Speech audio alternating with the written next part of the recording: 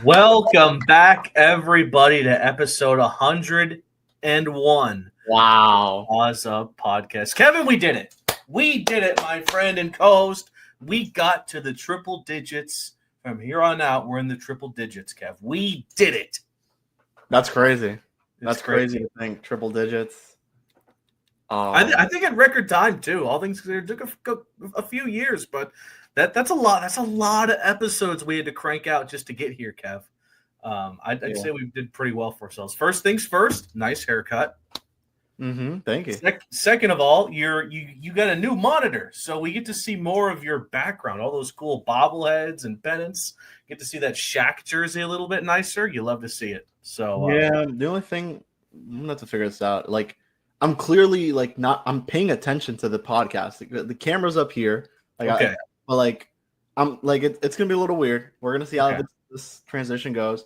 I used to have it like this before. I didn't know what the issue was. Obviously, it's a bigger monitor than what I used to have. So yeah, we'll see. But I am paying attention. I'm looking at the camera right now. So okay, I am not unfocused. I'm paying attention to your awesome takes. You're going to be paying attention to mine. And here's to 200. Here's to 200. Hopefully sooner than later. I mean, yeah, it's been one hell of a run. As always, thank you all for being there every step of the way, watching all our stuff, not just the podcast, but also the Paws Up previews, the Paws Up on location, other broadcasts we've done. It's been crazy what we've been able to do these last few years, and we still have awesome stuff planned ahead, especially for when this football season kicks off. We have new writers who are pumping out articles for Lemon City. We have a bunch of new stuff ready to go because it's going to be awesome. And that episode with Cyprian, by the way, was a great episode. We hope you all enjoyed it. We had a lot of fun with him. He's a cool dude, and he gave us some great stuff there. Yeah, it was last minute, but we're glad we made it work. I think there's a lot coming up, a lot of guests coming up, a lot of guests that we were going to try to get for 100. Yeah, that are now going to be within the next couple of episodes. So it was very stressful, but it was very we really wanted to get 100 out of the way because it was a long time since Jake and I have sat here and actually recorded an episode. So I'm excited, and I know you are as well. And we have a lot coming up. A lot to talk about regarding basketball and football. And I guess once the time is right, we'll bring on the writers to talk about their respective sports. And we'll still be following them. I'm still doing a lot of big picture stuff on the site. Jake, you'll be following, obviously, for the pod. You'll be around. You'll be doing the graphics, all that stuff. So I'm not too worried about that. And, I'm just excited to get it going, man. It's been a long time since we sat down and really just us two spoke and recorded an episode. Obviously, the Cyprian one was very hectic and last minute, but we got it done. Like Kevin said, we had maybe 5 or 6 guys lined up to show up for episode 100, but scheduling conflicts and other stuff outside of what we were able to control led us to one thing or another. We finally got to Sip, and he was cool. So we'll get right into it. Start off this episode with football talk, specifically something that we actually have not had the opportunity to talk about yet. It's the TV times and designations for FIU football. We've known about the schedule for a while. We've known about the dates, the opponents, when and where, but we actually haven't gone over our thoughts on when and how you can watch it. So let me pull up the screen here. Here it is. I mean, we have the entire thing here. We have quite a few. How many nationally televised games do we have, Kevin? A lot. Yes, we do. I think we have one.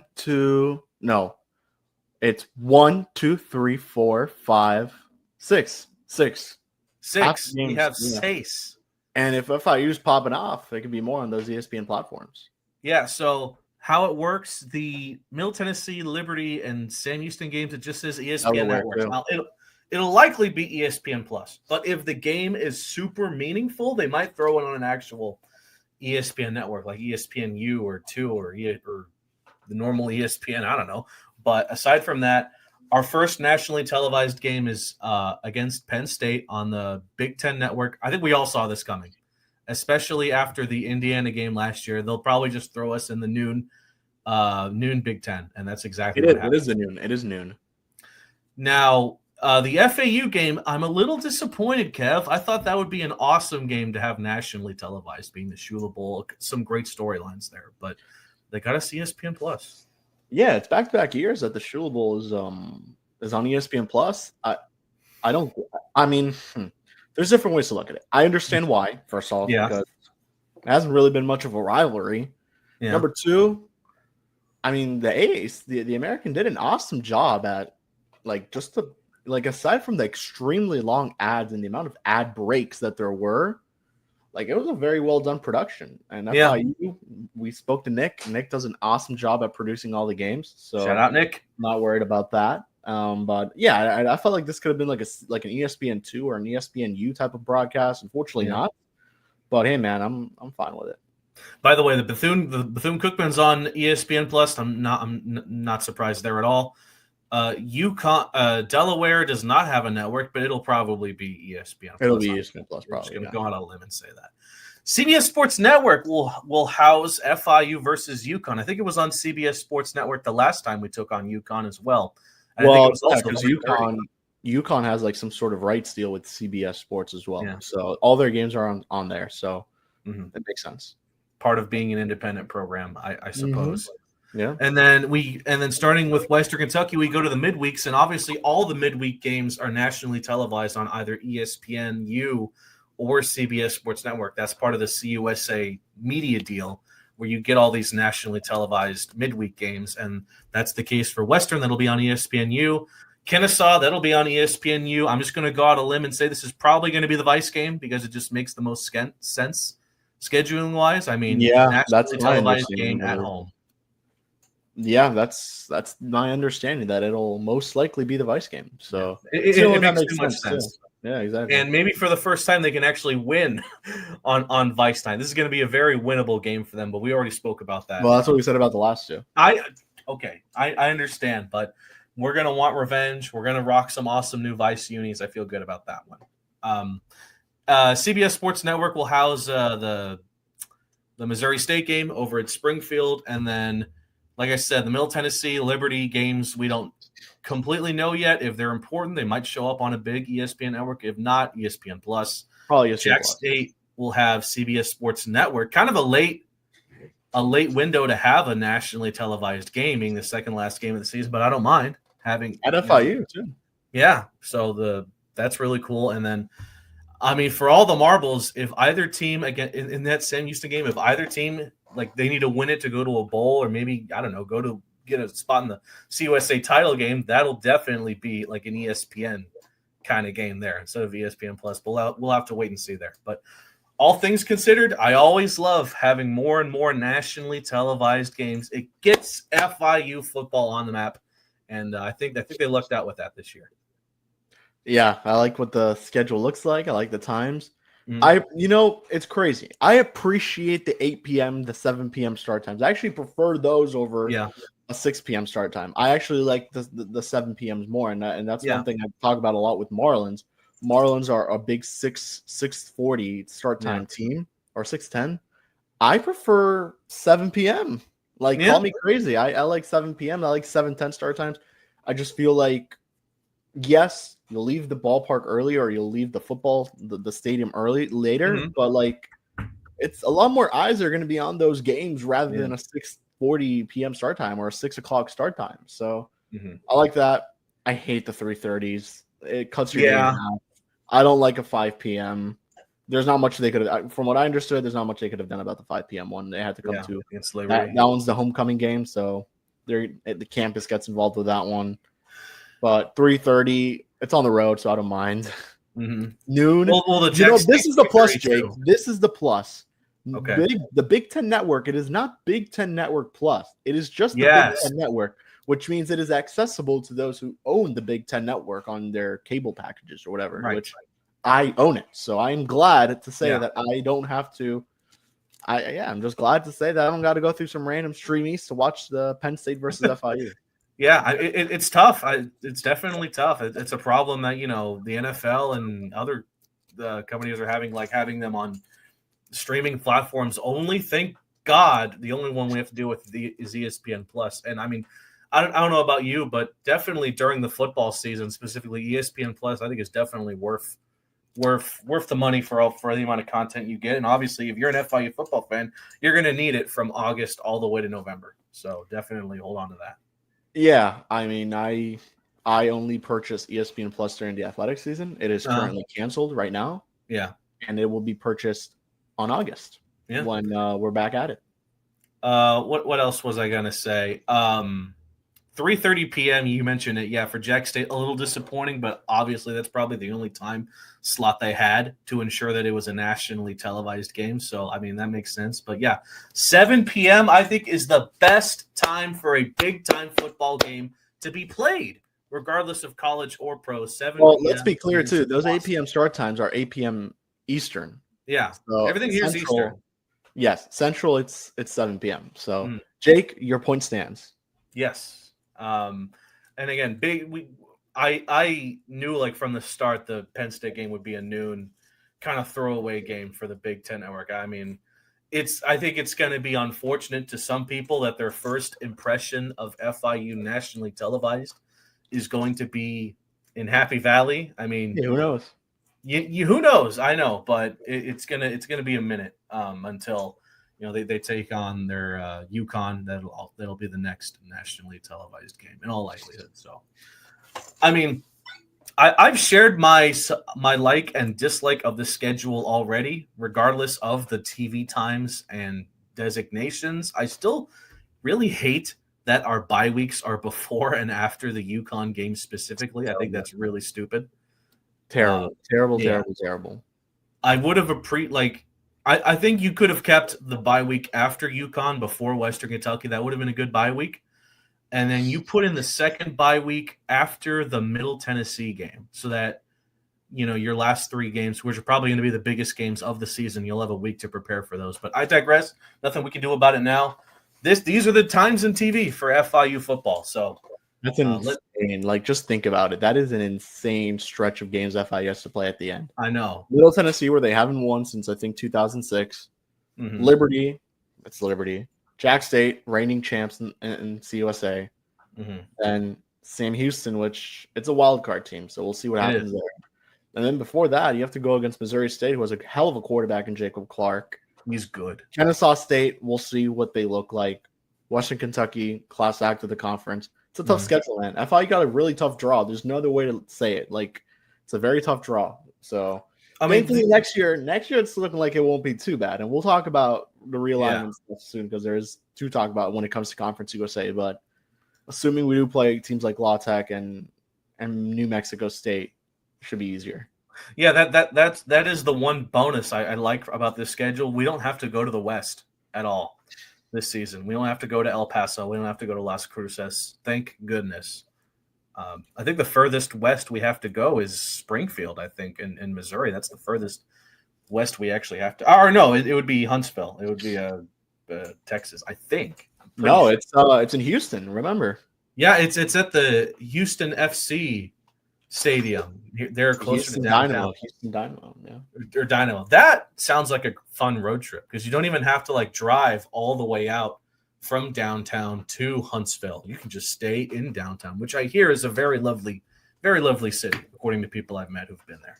But alrighty, that's our look at the schedule. So let's continue on with football, talking a bit about some of the 2026 guys, Kevin. Let me see if I can. Again, you're gonna have to do a lot of scrolling on Twitter.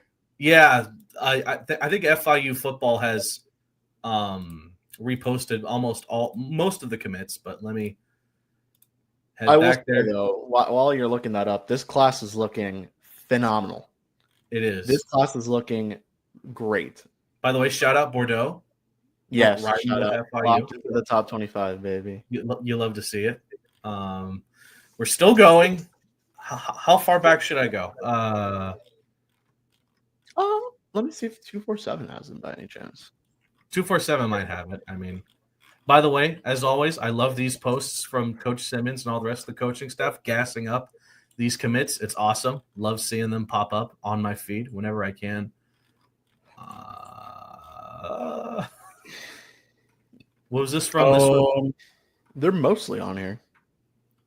Okay. Let's start from Phil Steele upwards. So the first commit after Phil Steele would be Eric Johnson.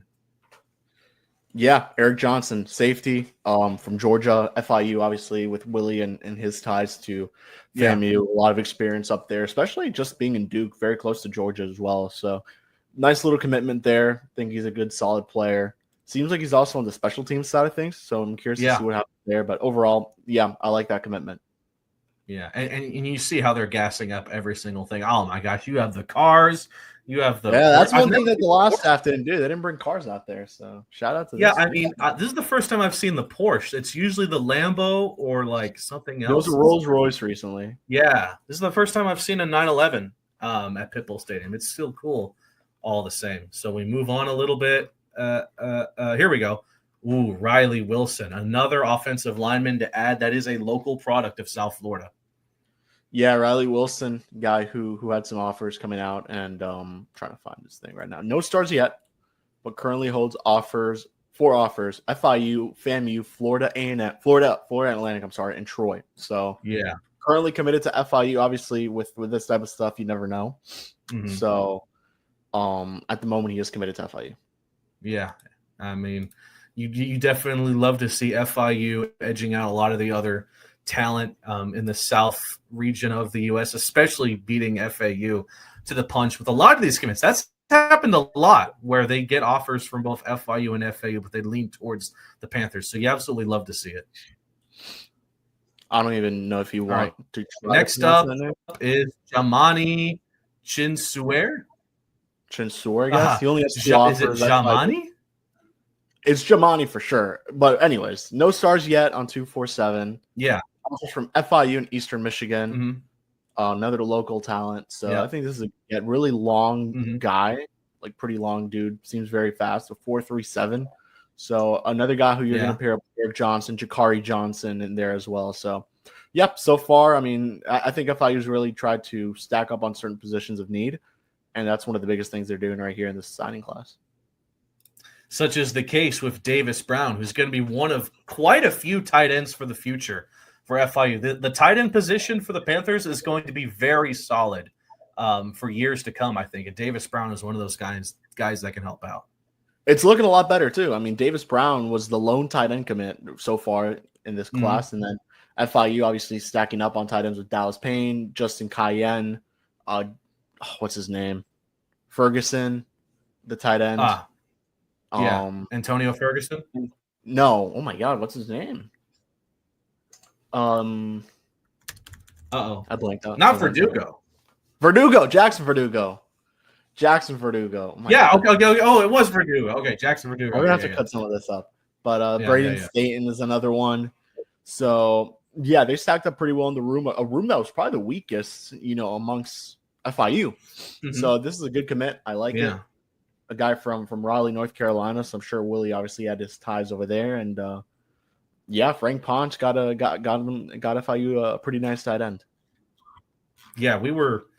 It was one of the weakest positions at FIU. Now it's becoming one of the most depth filled. I mean, you have Dallas Payne, you have Cayenne, who you got from Penn. He has 10 offers too, by the way. Yeah, and you're really big on Jackson Verdugo. Like, you're seriously big on him, which I see like him a lot too. Yeah, he has offers from.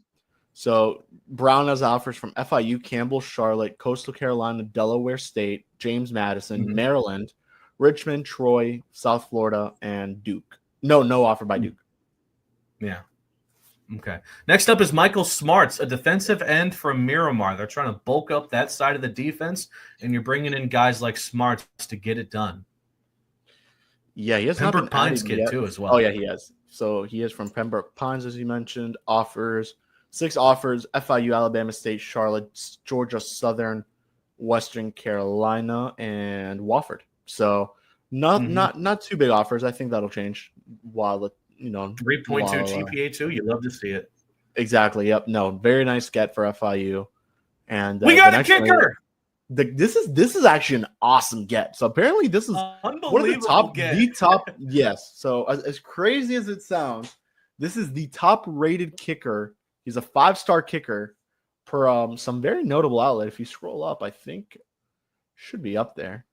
One of the tags on Twitter. Bio, yeah. Class of 2026. Yeah, he's the number one kicker in the nation. He has an offer from Ohio State too. So We'll see what happens there. That's sick. But yes, at the moment, this is a very good get, at least on the special team side of things.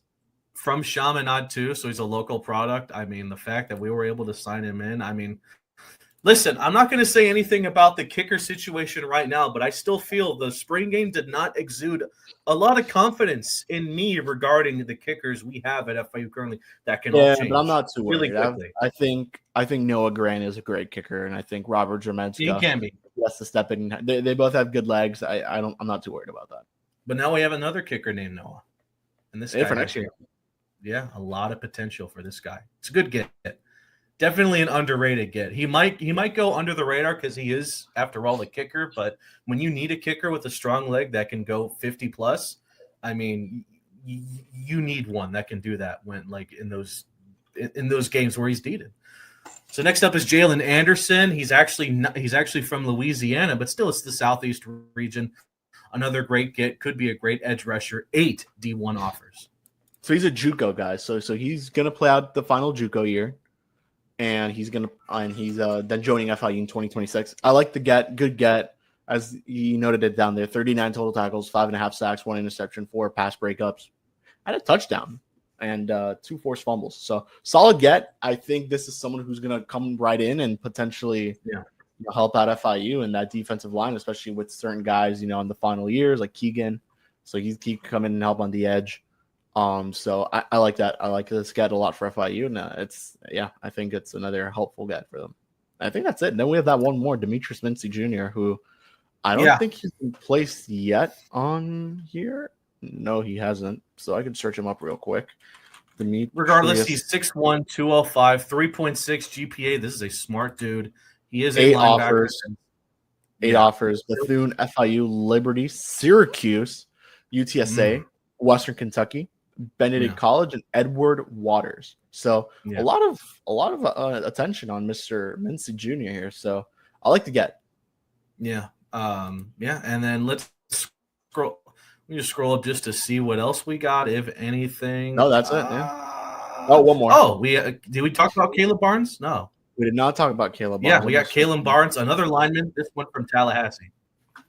Yep, Caleb Barnes. Yeah. They actually don't even have a player page for him. So, yeah, I mean, another. You'll always take offensive line help. So, not gonna complain. And you'll always take talent from that Tallahassee region.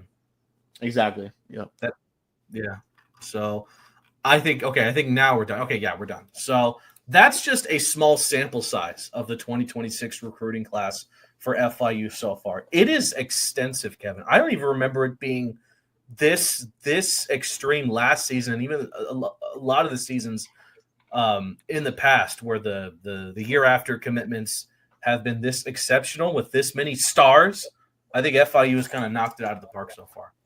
Oh, 100%. And that's the one big thing with Willie. Like he's going out there to the community, trying to recruit, trying to get some attention to his program, trying to get people to commit, and just giving out offers and seeing what people think, how people think about their staff, trying to get his staff out there. So I think a lot of this is not just, obviously acquiring talent, but also just noting that, like, hey, we got to go out there and we got to recruit and we got to make ourselves known. We got to make sure that if people know who the head coach at FIU is and who my staff is at FIU, along with just building relationships. And that's one of the biggest things that Willie noted. And since day one, he's going to go out there and recruit South Florida, and he's going to do it well. And not only have they really dominated South Florida, but they've also gone up to Georgia and gotten some great talent up there. Just like awesome talent. So I like what they've done so far.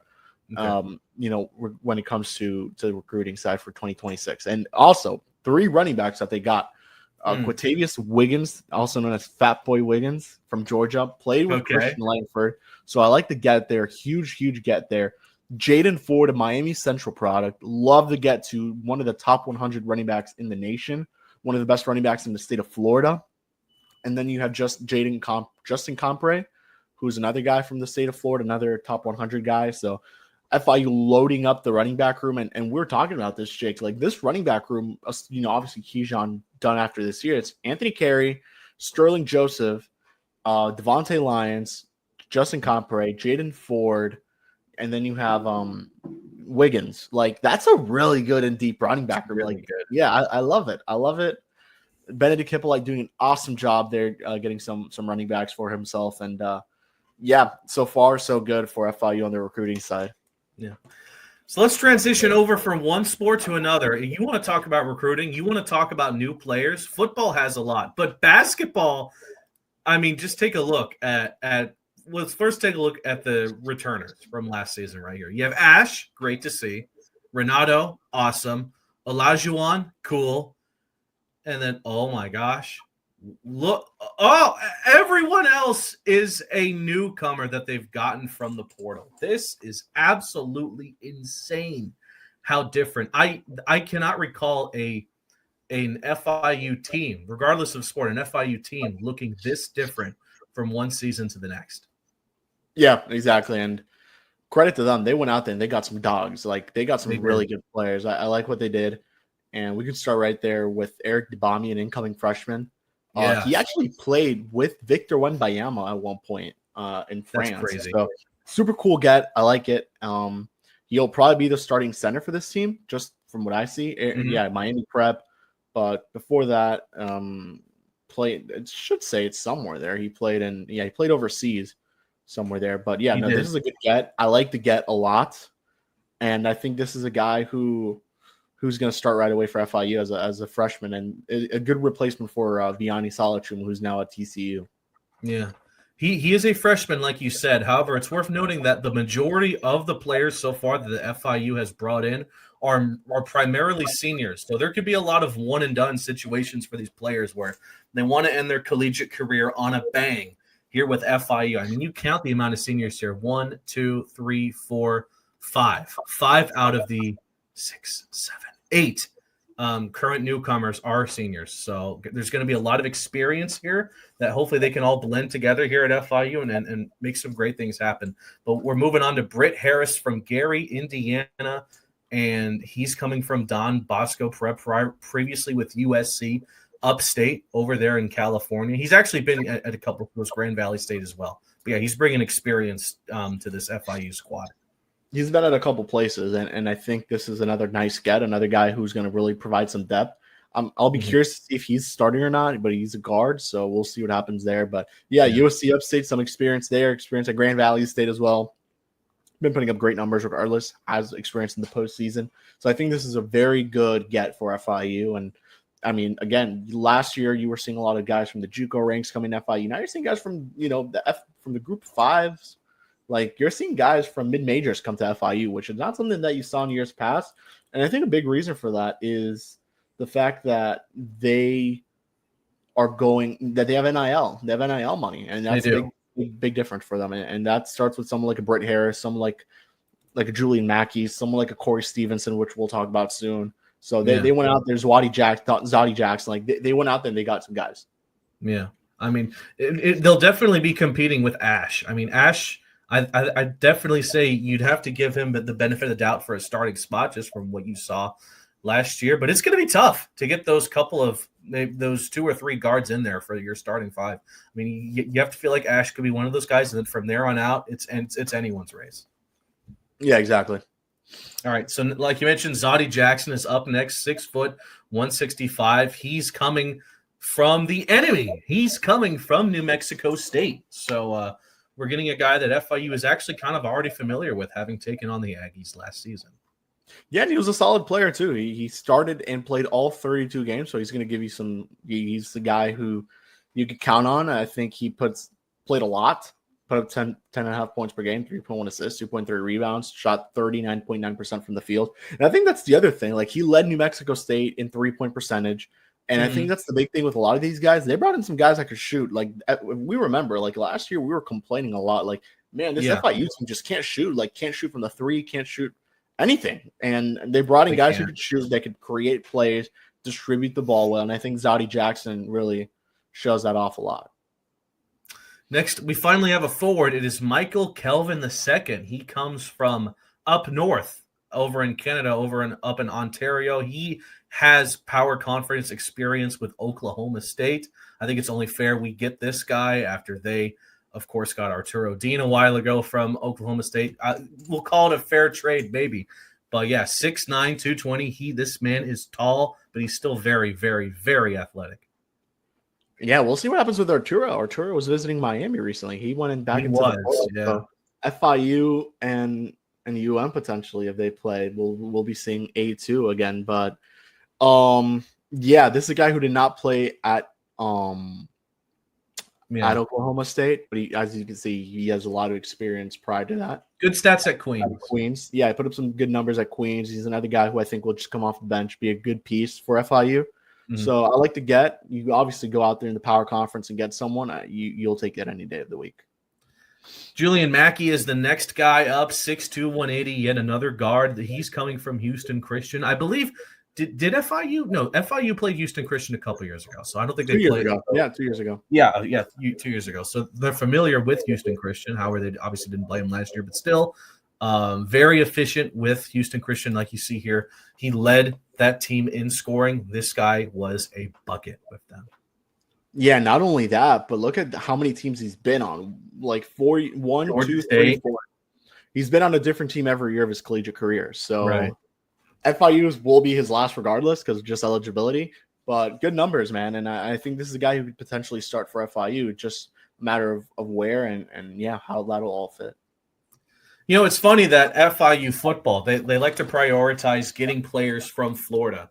And so far, FIU men's basketball has kind of done the opposite. None of these new guys are actually from the Sunshine State. Not that that's a bad thing, but definitely I'd be interested to see if maybe some of the commits that come in these next few months, how much they target South Florida. Well, that's the team. That's the full team right there. Yeah. Regardless of the one that just committed like a couple minutes before we started recording, which we'll get into probably in the next episode. Okay. But, yeah, I mean, Marion Nimmers, for example, a guy from Tampa, played before that at Iowa. I think this is an awesome get, a 3-and-D guy who is just going to come off your bench and just absolutely just chuck up some three-pointers. I think this is an awesome get for FIU. A simple guy. Like this is a guy who was recommended to JB, and he took him in, and I think this is a good get and provides you some help off the bench. Like think of like a George Pridgett Jr. Like this is the type of guy you're getting, and I think it's an upgrade over George Pridgett. No knock on him, but I like to get guy from Tampa, a very well-known basketball program. 30, appeared in 30 games, made 23 starts, 14.2 points per game, moved the ball pretty well, and shot 41.4% from the field, 36.4% from the three, made 6 3-pointers in a game. So I think this is an awesome get for FIU, a very underrated get, and had a lot of interest too out of the portal, by the way, a lot of interest from power conference teams. So the fact that FIU was able to bring him in is huge. So I think this is an awesome get for Jeremy Ballard and his staff, and what's his final year of his contract at FIU. And that's the big thing to note here, Jake. A big reason why they're going so senior heavy is because it's the final year. So it's going to be a lot of one and done. So you're going to be seeing a new team regardless next season too, unless some of these guys somehow have another year.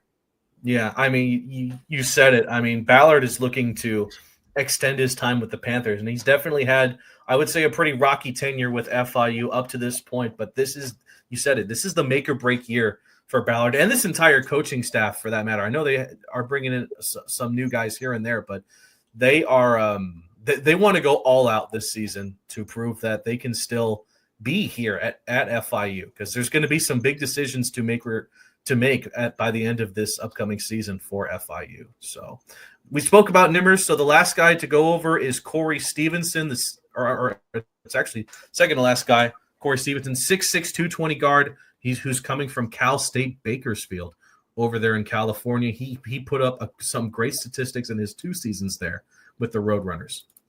Yeah, I think this is FIU's probably biggest get. This is a guy who also had a lot of interest coming out of the portal. So good get for the Panthers. Another guy who this is someone who will for sure start for FIU at 6'6", probably at that small forward position, maybe the power forward, who knows. But I think this is another guy who's going to start right away for FIU. And it's a guy who's going to get a lot of movement and cause a lot of havoc on defense, as the bio says, 35 steals. So I think this is a great guy, another guy who's going to play a lot of minutes. And I think that's the big thing too, like getting guys who are going to play a lot. FIU really rotated their team a lot last season in terms of just the way they went about things. So Corey, great get. Think he's going to play. He'll start. Great get. And then the other final guy, which I think this is one of the cooler gets, Tiago. I don't know how to say the last name. We're not even going to try. Suketsky, I think is how you say it. But he currently is playing for Argentina. He's playing for Argentina in the U19 league. So he's playing for the national team for Argentina, and he's putting up some really nice numbers. So another great get here for FIU, guy who was at an academy in Miami Prep. And So recorded a school record 17 assists in a single game. I think this is a good get. I think this is a guy who will probably play for FIU, a nice little backup option. He was the first commit for Jeremy Ballard in the offseason. So I like to get here for FIU, and another good option who will be around for 4 years, hopefully, here at the 305. So that's it for the transfers for now. I mean, things can happen. We'll see what happens. There's still months to go before the basketball season really starts to roll around. When we start to get when that event happens, what's the name of the event? The outside the rec center where all the basketball teams come in. You know what I'm talking about. I know what you're talking about. Oh, yeah, Hoopla.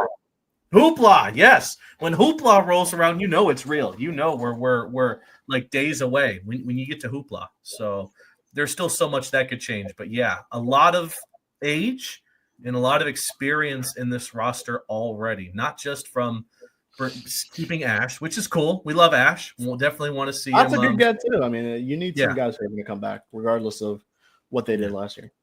But a lot of new pieces here. We're really hoping it all works out for Ballard and this coaching staff. But it's gonna be tough. Shout out Mateo, Paws Up podcast legend. So we'll leave it there for basketball as well. Before we continue any further, Kev, do you think it's time for a quick little news break? Yeah, first one of the post 100 era. Post 100 news break. Let's get right into it. Starting off with my news break, taking a look at all things FIU athletics and just FIU in general.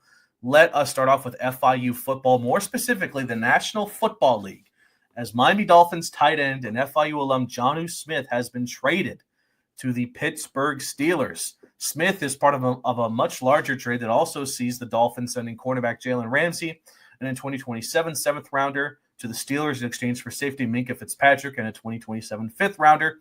This will be Smith's fifth NFL team in his ninth year. Before that, he was drafted by Tennessee.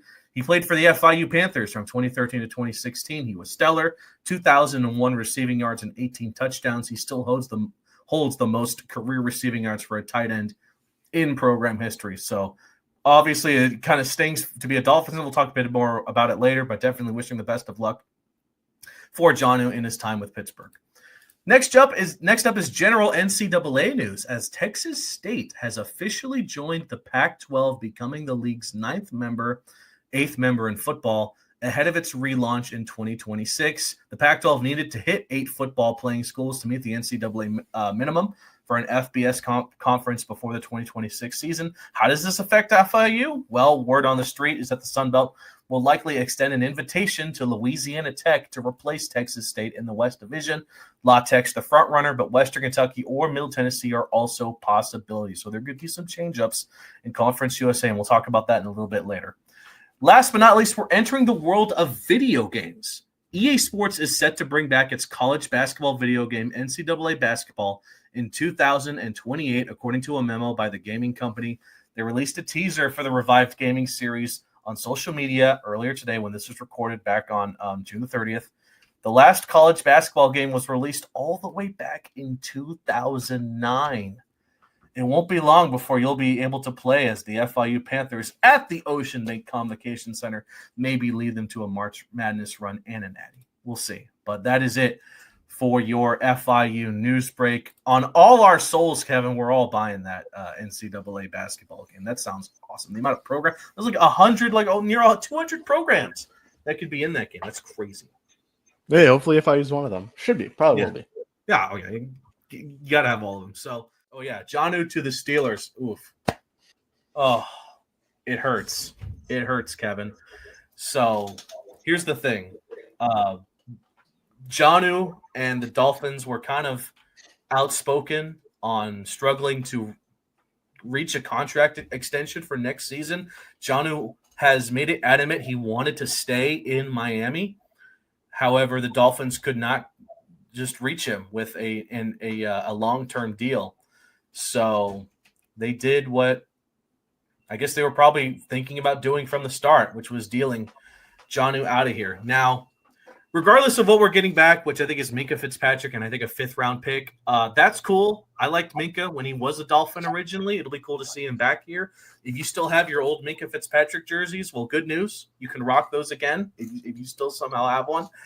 But if you have a Ryan Fitzpatrick jersey, use that too. It'll work. It'll work too. It's the same name. But it stinks, Kevin. I mean, Jonnu was becoming like my favorite player on the team. Like they pulled a Marlins. They took my favorite player and sent him somewhere else. Yeah, I mean, yeah, it's rough because and I'll talk this more about the FIU perspective. Like Jonnu was around a lot. Obviously, I don't think that'll come to an end. I still think he'll be here and there, but obviously it won't be to the same consistency or amount that he was. Obviously, if there is any financial stuff that he is providing FIU, I hope that continues. Yeah. But FIU will through and through. That does not change, and we'll be rooting for him. I know you will. And I mean, I think Miami got a pretty good player in the trade. Minkah Fitzpatrick did. With the Dolphins. He's, I believe, a 5-time Pro Bowler. Was an All-Pro player as well. So it's like a solid player. Like at the end of the day, like the fact that the Dolphins got something in return, like you don't see many NFL players. Yeah, and not just that, like all-pro for all-pro trades. So I know. The fact that the Dolphins were able to pull that is impressive. Obviously, it sucks that they weren't able to keep Ramsey and Jonnu happy, but I think it was a solid trade at the end of the day. Yeah, this isn't a Dolphin spot, but look, I mean, we all knew that Ramsey was probably being dealt eventually. Like the fuss he was making on socials and in the news about wanting either a new deal or just to go play somewhere else, it was kind of obvious. And like you said, it is a business. The NFL is a business above anything else, aside from just being a very entertaining sport. And yeah, I'm very happy the Dolphins got something back, but it's rare, right? It's rare to have a player for the professional sports team you root for to have a player that also came from your alma mater. It's very rare, and it was very, very cool to see Jonnu Smith be that guy for FIU. So to see him gone, I think Ricardo talked about it. Jonnu was Ricardo's favorite player. And now on the Dolphins. And now, I mean, a lot of people bought jerseys for Jonnu. They fell in love with this guy, how much he did for the community, not just for FIU, but for the South Florida community. He would be at Florida Panthers games, banging the drum, being in attendance. It was just awesome to see. Now that's all, well, it's all gone. We got to move on. Yeah, his last public appearance was at a Marlins game, throwing at the first pitch. Is that right? Yeah. Now the question comes, who's going to be the next FIU player to play for the Dolphins? I mean, you never know. There could be some guys that maybe they'll look at as like a undrafted free agent. You never know. But, I guess we can talk about this. For the longest time, we wanted to get Jonnu on for episode 100. But because of the trade talks and now obviously it happening, we couldn't do it. But we did. He's one of our top guys. Hopefully soon.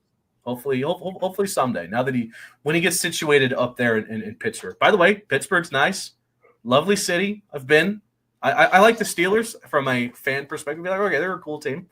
We will see Jonnu one last time, Kevin, because the Dolphins do play the Steelers in December, Monday Night Football, over at Acrisure Stadium, aka Heinz Field. So we will see Jonnu one more time on our TVs this season. Yeah. Alrighty, last thing we can talk about, we still have a few more minutes to go here before we got to wrap up, is realignment talk. And tell you one thing, I love conference realignment, not because it makes sense, because it doesn't, but because it is a fun talking point. Let's be real here. Geographic conferences just about don't exist anymore. Conferences are not based on geography anymore unless you're like the MAC. It's all based on money. It's based on available teams, and it's based on not dying if you're a conference. That's what the Pac-12 almost did. They almost died, but they came back to life, and now they got Texas State to get to the 8 programs needed for football. The other program they have is Gonzaga, but obviously they don't play football, so 9 teams, every other sport. But the Sun Belt, the Fun Belt, if I may add, they're probably going to want to get a 14th member back. And if they do that, Kevin, they're probably going to be looking at Conference USA because, I mean, Conference USA was pillaged once. Who's to say it won't be pillaged again? it certainly could happen. So many rumors always with them, and La Tech being the one at the front. It looks like it's going to happen, so La Tech may be out of here. And we have to remember, Conference USA right now sits at 12 teams. It's going to be 10 once UTEP leaves next year. Yeah. And if La Tech does eventually leave. So we'll see what happens on that front. I'm surprised who's to say it's just La Tech? I'm surprised New Mexico State is still around. Yeah. I've heard, obviously, we've all seen the Western Kentucky, Middle Tennessee rumors, more Western Kentucky than anything, to potentially go to the Sun Belt. Aside from that, yeah. You never know. Because you never know. But it's looking like La Tech's out of here, though. That one is for sure looking like it. And, man, it would be cool if they could bring back 2 new members. Like Sacramento State's out there. And as you mentioned, geography doesn't matter. It does not matter. If Sacramento State wants an opportunity to get to the FBS level, this probably is her best shot. And then Tarleton State as well. I think Sac State definitely had their eyes too big on the prize, being the Pac-12, and I think they've been hit with a reality check that maybe they're not going to the Pac-12 anytime soon. Even though the Sac-12 movement was kind of cool for when it lasted, but if the Sun Belt gets greedy and gets La Tech, Western Kentucky, you could throw in Middle Tennessee in there, because I remember when CUSA was first pillaged, Western Kentucky was like ready to go to the MAC, but they had to also go with Middle Tennessee, who was not wanting to leave CUSA. That's why they stayed. But if 3 teams are gone at the drop of a hat, who's to say the other teams won't be like, this sucks, I want to go somewhere else? Either reach out to another conference in the Sun Belt, American, in New Mexico's case, maybe the Mountain West or the Pac, see what hits them up, and just go from there. Or I don't know, if you're a case like Missouri State, Delaware, maybe you're seeing this being like, God, this sucks. I kind of want to go back to FCS and wait until a conference that can actually that has longevity wants me. I mean, there's so many things that could happen as soon, because like Texas State joining the Pac-12 was the first domino to drop, and now there could be so many more of La Tech. I have a few teams that I would recommend Conference USA look into. And keep in mind, this is going to be football oriented. So these are all teams that currently play in the FCS, but are still, I think, good fits that have proven that they can work in the FBS, not to mention all the other sports like baseball, basketball. They'll obviously can all be good fits here and there. So, Kevin, I did my research. I came out with 7 potential teams.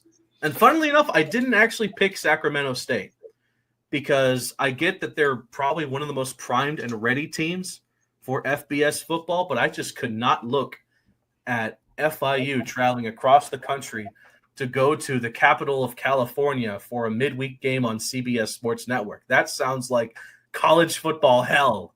That would be pretty cool, though. I guess, but I mean, go to Cali? I mean, I guess the Hurricanes have to do that with Cal and Stanford and all that, but still. Cal has to do it with Miami.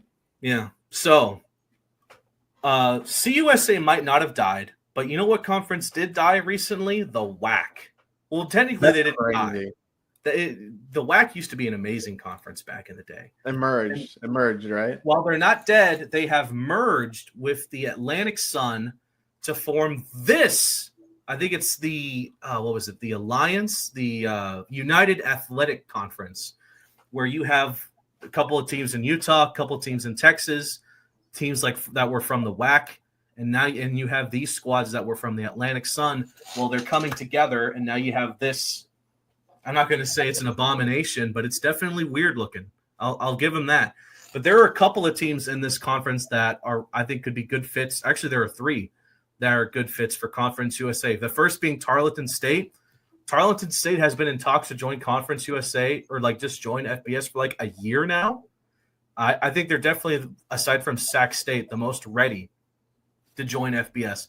The other is Central Arkansas, who has played Conference USA opponents in other sports. Geographically is in a pretty good spot, right underneath Missouri State. So that would be a fun rivalry there. And then you have Eastern Kentucky, who obviously plays Western Kentucky in like every sport imaginable. So I think they'd be a good fit too, to add another team there in Kentucky there. So there are 3 teams right there from this United Athletic Conference. So we'll see how that lasts. But the next conference CUSA should raid because I want to see CUSA raid a conference for once instead of the other way around, is the Southern. Or actually, no, we'll say that at the end. The Southland Conference. This is a conference made up exclusively of teams in Texas and Louisiana. Ignore Central Arkansas. Ignore Sam Houston. They're not there anymore, obviously.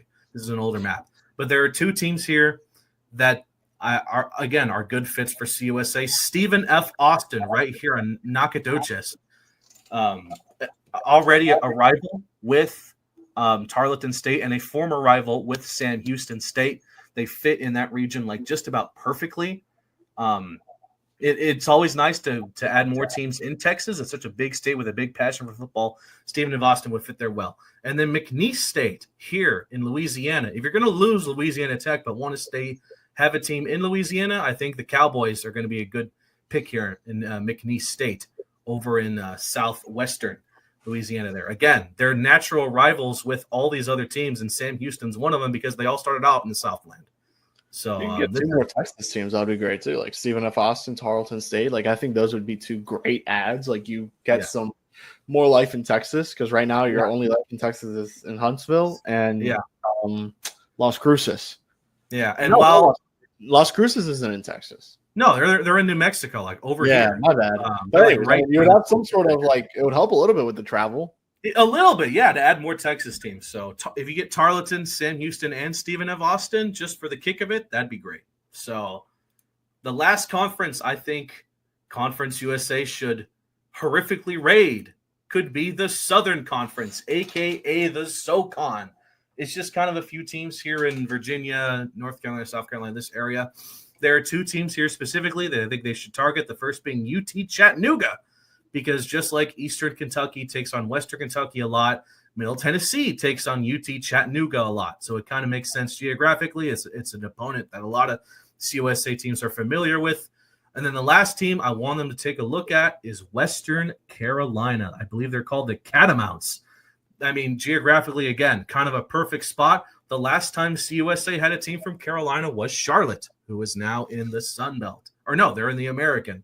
So I think this is another team that could definitely be vying for FBS spots and just to get out of this conference because it is kind of a boring conference, honestly. But these two teams, and they're right next to each other too. They're like rivals because they're so close to each other. You throw them in CUSA with the other teams. I'm definitely happy if you do that. So I guess moral of the story, Kev, I want to see Conference USA raid another conference for once instead of the other way around. So, I wish it would get like an actual FBS team, not an FCS team to go to FBS. You could do UConn, get them as a football only member, but like you said, they have a deal with CBS Sports Network. They're really good at football. They are becoming good. So I don't know. Like obviously, you're not going to get Notre Dame, but like no, but I don't know. I mean, FIU. I'll give FIU credit. I mean, FIU. I'll give Conference USA credit. They've gotten schools that have been ready to make the transition. Same Jack State, like two teams that have been really good. Obviously, Delaware, I think, will be a good team. Missouri State, I think it'll take them a couple of years. Same thing with Kennesaw. Like they've gotten teams like that have financially been prepared to make the move. Yeah. And now independent teams too. That's why. Well, Liberty was already FBS, but like Tarleton State and what's the other team? Sac State. Like I think those are two teams that are right now ready to make the jump. Yeah, and are more than financially ready. And imagine Shaquille O'Neal running up Conference USA as the GM of the Sacramento State team, and then you have Mike Bibby as the head coach. Like that's a good little marketing. That's a cool marketing tool to have. You could bring your Shaq jersey to an FIU Sac State basketball game and get that puppy signed. Tell me you don't want to do that. Yeah, that'd be cool. Well, we'll see what happens. I mean, Conference USA is a fun conference at times. I hope it doesn't die, but in the world of conference realignment, it very well could. So, and FIU could find themselves in the American. You never know. I hope. Yeah. All right, we'll wrap it up here, Kev. Good show. Episode 101, fun episode 102. Going to get a guest. We have ideas, but like episode 100, we don't know. So we'll wait till next time. But thank you guys for watching. Can't wait to show you what we have in store for 101 and beyond. But until next time, Paws!